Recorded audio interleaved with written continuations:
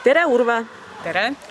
Sina oled Porsche karikasarja üks idee autori algatajatest ja ka toimkonnas väga tegev. Räägi, millest see sari üldse alguse sai või kust sa selle mõtte üldse said teha selline sari harrastajatele?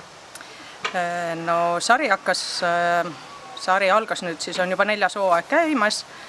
Algas meil 2014 ja tegelikult mõte tuli sellest, et võiks olla ikkagi veel üks oma sari harrastajatele, üks varasemalt käis, aga selline, mis käiks siis aasta läbi ja oleks ka selline mõnus boonus lõpuks ja see boonus võiks olla siis horse show, eks ole, et kui sa sõidad siis terve sarja ära, kogud hulga punkte, siis 10 paremat saab sinna.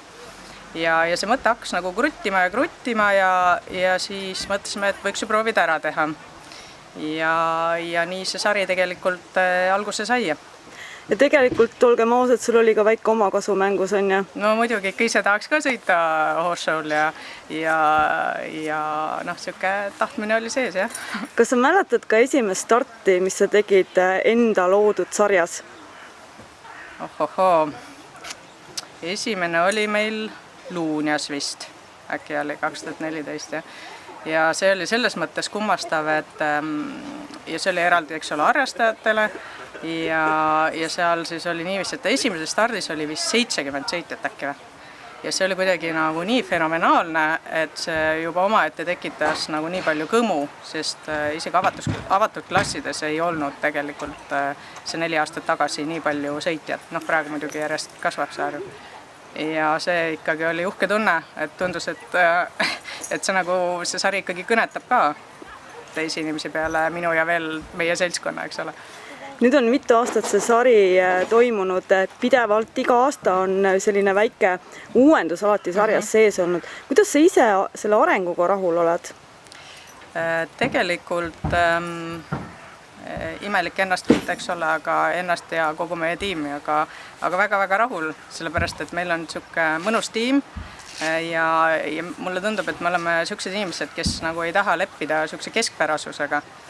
Et iga kord tahaks midagi juurde, midagi paremini, kõrgemale, kaugemale, midagi ägedamat ja sellises, kui sul siuke tiim on ja sellises seltskonnas tegelikult nagu asi nagu sööb päris mõnusalt. Ja ma usun, et kõik, kes siin sõitjad läbi aastate siis osa on võtnud, siis tagasiside mõttes on ka tulnud, see aasta jälle tuli see väike äge asi juurde ja nii edasi. Et selles mõttes väga lahe, tunnen hea. Ja ma olen nagu nii paljude lahedate inimestega tuttavaks saanud kogu selle sarja väärtel, et harrastajad kõik, kes siin sõidavad ja on nagu siuke nagu mõnus õhkkond tekkinud, et väga lahe. Selles on sul õigus.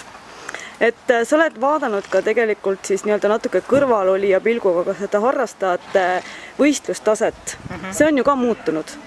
Jaa, kõvasti. See on kõvasti muutunud ja ma olen isegi pidanud nagu statistikat selles osas, et kui on näiteks avatud klassi sõit, eks ole, ja seal võtavad osa harrastajad, siis tavaliselt nagu top 10 sees on vähemalt 3 kui 4, kui mitte 5 sõitjat. Ja tegelikult see tase on nagu kõvasti paremaks läinud ja mitte, eks ole, siis minu kui järjekordse teise harrastaja vahtes, vaid seda olen ma ka sportlastelt saanud tagasisideks ja kõik, kes vähegi viitsivad seda sarja tegelikult jälgida. Et inimesed teevad ikka kõvasti tööd taustal selle nimel, et ikkagi konkurentsis püsida ja on ka siuke nagu, riskitakse päris kõvasti tegelikult minu arvates, et see on lahe.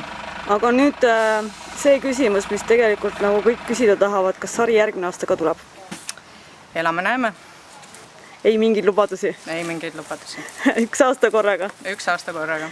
Just, aga suur tänu sulle ja soovime sulle edu! Aitäh!